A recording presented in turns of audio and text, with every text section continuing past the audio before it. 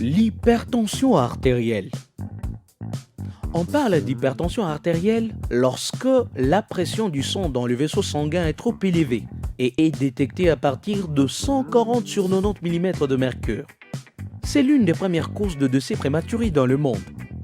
L'Organisation mondiale de la santé estime que 1,28 milliard de personnes âgées de 30 à 79 ans sont atteintes d'hypertension dans le monde et que la plupart d'entre elles vivent dans le pays à faible revenu ou intermédiaire. Parmi les adultes atteints, 46% l'ignorent. Quels sont les facteurs qui occasionnent l'hypertension artérielle? Il faut dire qu'elle apparaît généralement avec l'âge, souvent accompagnée d'un excès de poids. Mais aussi, certaines personnes l'attrapent parce que c'est dans la lignée familiale.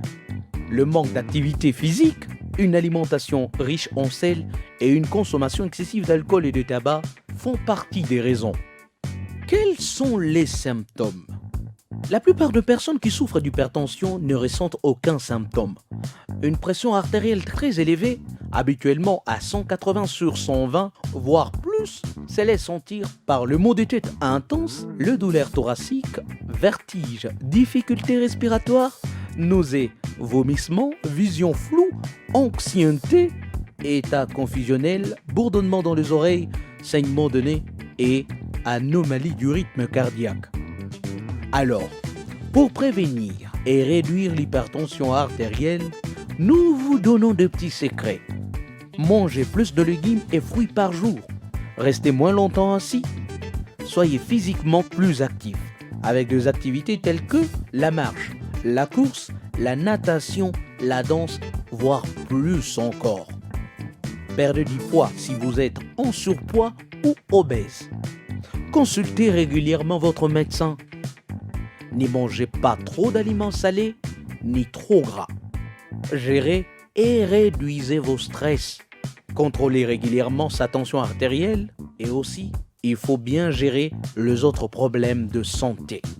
N'oubliez pas ceci, une tension de 12 sur 8 est considérée comme normale et celle de 14 sur 9 signale déjà sa montée. Faites très attention à ça parce que c'est l'un des principaux facteurs de risque de maladies cardiaques, d'insuffisance rénale et des accidents vasculaires cérébraux, dites AVC. Eh ben c'est tout pour aujourd'hui. Merci donc de nous avoir suivis. À la prochaine.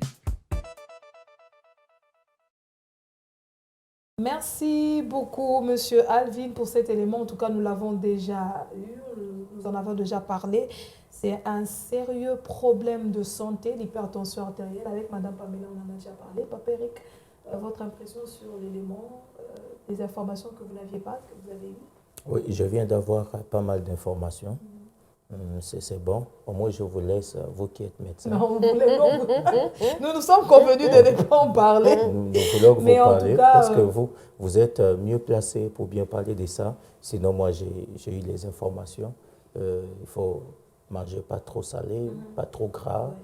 Faire un peu d'exercice physique, c'est bon. Un peu, il faut faire des exercices. Voilà, faire beaucoup d'exercices. Il faut d'exercices vraiment physiques. inclure l'exercice physique, il faut marcher, oui. marcher. Surtout, il faut éviter la prise de poids. La prise de poids, ça joue aussi. Il y a quelqu'un qui m'a dit une fois, depuis que j'ai une petite voiture, quand je marche, je me sens en insécurité. Je trouve que je suis en insécurité. Je préfère toujours être dans la voiture plutôt que marcher. Je dis, mais il faut... En insécurité, donc il pense peut-être qu'il peut être fauché par un véhicule et tout ça, c'est ce qui fait que... Au nom de Jésus-Christ, nous chassons cet esprit. C'est une phobie. Oui, moi, je lui dis, mais il faut toujours faire le cœur qui ne sent pas aussi. C'est bon, vous marchez par-ci, par-là, ça vous donne aussi la santé. Il dit, bien sûr, je veux bien faire ça. Il dit, surtout si je n'ai pas de voiture, que je me retrouve au centre-ville là, avec tout ce qui est mouvement là, je me sens en insécurité moi-même. Jésus, aie pitié de ton fils. Il a un peu ça parce que tellement qu'il est tout le temps au volant, il dit, bon, je ne sais pas. Mais je lui dis, aujourd'hui d'ailleurs, il y a des gens qui ont acheté quelques appareils pour faire des exercices physiques à la maison, n'est-ce pas? C'est bon, on peut faire ça. Sinon, moi, je veux bien laisser le médecin, Madame Joyce, nous parler de cette histoire-là. Ça va aider. Alors, nous en avons déjà parlé. Aujourd'hui, s'il faut mettre juste un mot, c'est une maladie qui est chronique. Ça veut dire que quand on vous diagnostique déjà l'hypertension artérielle, c'est censé être à vie. et vous devez surveiller votre pression artérielle régulièrement tous les jours. Donc, dès qu'on diagnostique que vous êtes hyper tendu, vous serez mis sous médicaments et ça sera à prendre tous les jours. Ouais. Ouais, tous les jours de votre vie. Tous les jours jusqu'à... Ah ouais. Qui aime les médicaments? Il y en a qui aiment. Il y en a qui aiment, qui préfèrent les médicaments à la piqûre. Moi, je suis piqûre. Moi aussi. Moi, je préfère la piqûre. Moi, je préfère la piqûre. Les médicaments, ça déjà. plus vite, en moins d'une semaine. Non, mais moi, c'est toute une gymnastique pour que je prenne les médicaments. Moi, du je haut de mon âge, hein. Je préfère la piqûre. Je préfère la piqûre. En tout cas, à nous de prendre soin de nous-mêmes, mais aussi, il y a un point très important. Il faut vraiment limiter toutes ces causes de stress. De plus en plus aujourd'hui, il y a des personnes qui font de pics tensionnels, c'est comme ça qu'on appelle. Ça veut dire que la personne n'a jamais eu d'antécédent d'hypertension, mais sous le coup d'une émotion forte, d'un stress fort, il fait un pic tensionnel très haut et directement ça aboutit à des AVC. Je veux savoir, est-ce que ça fait mal au niveau des nerfs optiques? Non, pas les nerfs optiques, mais il y a des céphalées vraiment. Des maux de tête qu'on n'arrive pas à expliquer. Qu'on n'arrive pas à expliquer. Il y a des personnes qui se plaignent de maux de tête en casque. Donc c'est vraiment toute la tête. Mais des fois, c'est juste à l'arrière. Comme si on vous tirait. Heureusement, vous avez dit maux de tête, parce que quand vous dites céphalée, tout ouais, je suis redescendue sur terre. Ce sont des maux de tête. En tout cas, gérer ça, parce que de plus en plus, on commence à retrouver même des cas de AVC chez des patients qui n'étaient pas hypertendus et qui ont un âge qu'on n'arrive pas à expliquer. Docteur Joyce, j'en profite parce que là, vous êtes dans la casquette de docteur. Est-ce que l'hypertension peut nous emmener à la dépression? L'hypertension artérielle, non. Oui. Est-ce que la dépression peut emmener à l'hypertension? La dépression, puisque nous parlons d'une entité psychiatrique, parce que c'est un état dans lequel la personne ne veut pas participer à la vie, la personne a des pensées, il est dans la tristesse, il voit tout en noir et tout. Ce n'est pas vraiment une cause qui peut emmener à l'hypertension artérielle. Quand on parle de l'hypertension artérielle, la plupart des personnes qui parlent de ces pics tensionnels, c'est surtout en cas d'un choc vraiment. Il y a une femme, un choc émotionnel très fort. Il y a une femme qui avait appris que son mari avait des aventures à l'extérieur, elle était zen avec, elle faisait semblant, jusqu'au jour où on emmène l'enfant de son fils à la maison. Oh là là. Juste le temps de voir l'enfant. L'enfant de son mari? En fait, l'enfant de son mari, okay. Merci. Le temps, elle a vu seulement l'enfant, je crois qu'elle a dit juste une phrase. Et elle a fait un AVC. Oh là là. Aïe, aïe, aïe.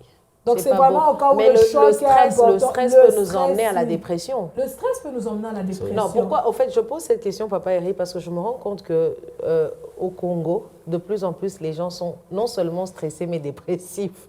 Il n'y a qu'à voir par leur réaction et leur manière de faire, même sur la route, hein, le nombre de klaxons qu'on a, les gens sont énervés, ils le font de manière à ce qu'on comprenne que vraiment ces gens sont stressés.